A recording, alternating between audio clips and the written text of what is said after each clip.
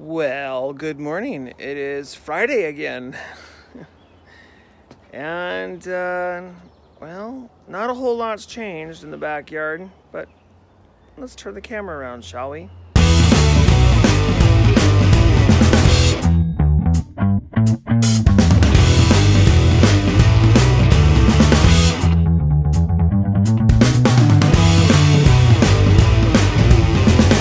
I guess we can start with him. Look at him. He's gotten huge. Oh, and he's jumping on me. Oh. There's a trampoline. Yeah. That's new. Dog houses are not for me standing on. No, they're not. You're supposed to be in them, not on them. Weirdo. Oh, you definitely know it's Friday when that guy's out, huh? So, been busy, but only on Saturday. Not a whole lot new has changed, except the dog is jumping on me. No jump. No jump.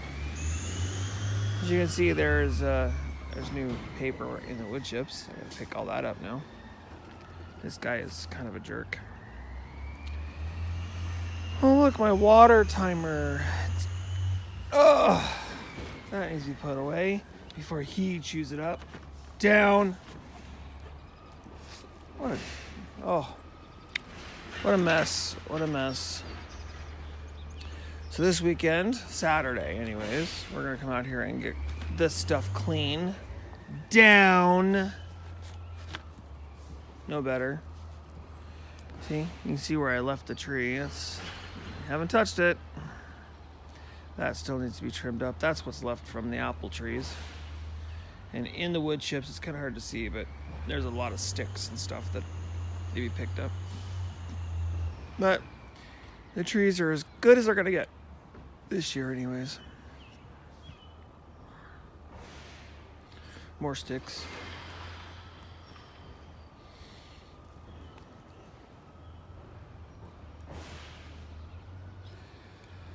So yeah, more work to do. We'll get there. We'll get there. So I brought all of the pallets out front. I think I've got 2 new ones in my car. And the pallets are, this is basically how it's gonna go down.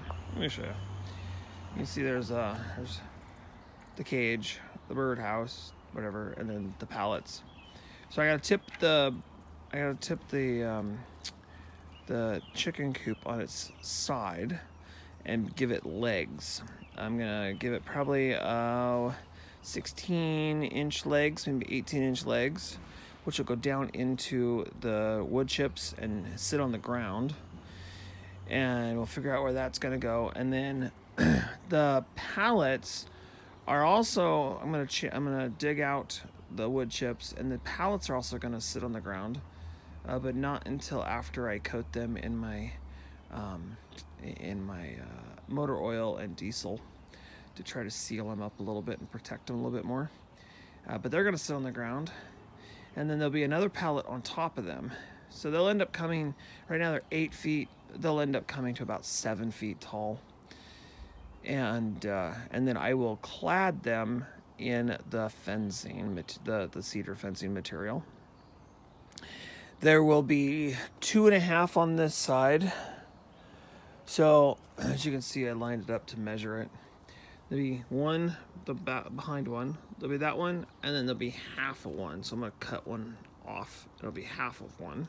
Those will be attached together. And then on this end, next to the shed, there'll be one. And then the space in between will be where the door goes. It's between this post and that post, which looks pretty wide, but it's not. It's really not. It's wide enough to get the wheelbarrow through. And then a foot up from the bottom, so from the ground with a foot up, so about 2 feet, there will be across this side of it anyways, there'll be metal wire, and then across this side and around and down the other side there'll be metal wire. And because where you see this pile of wood, That's all going away. And then there'll be pallets from that corner to the corner of the garage. And yeah, like I said, there'll be metal wire on the pallets underground, as well as about a foot to maybe foot to 20 inches or something like that. I don't know, above ground. So the way you're looking at this right now is the way it's going to stay. It'll just have feet on it that go into the ground, so it'll be more stable. And then the chickens can go underneath there, but the floor of the chicken coop's gonna be right there, and that's just gonna get some metal wire over it, and then that way all of their chicken poop and everything will land on the ground, and then they can till that in. And every now and again I can come in with a pitchfork and pull it out and throw it in the rest of the area here and put more underneath. And this is the chicken run.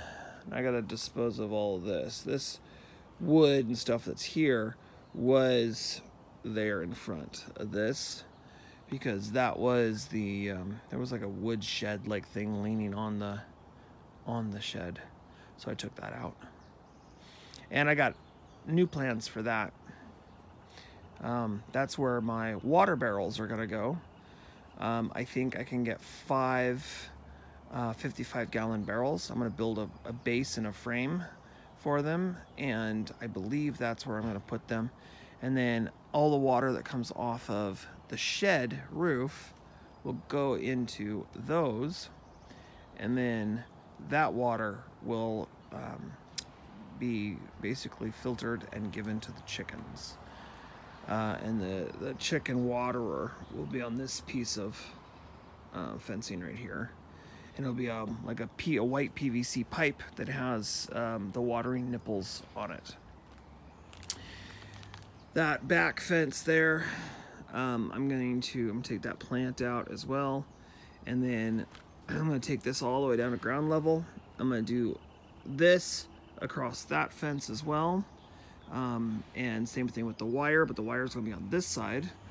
And then, because there's fence already on the other side.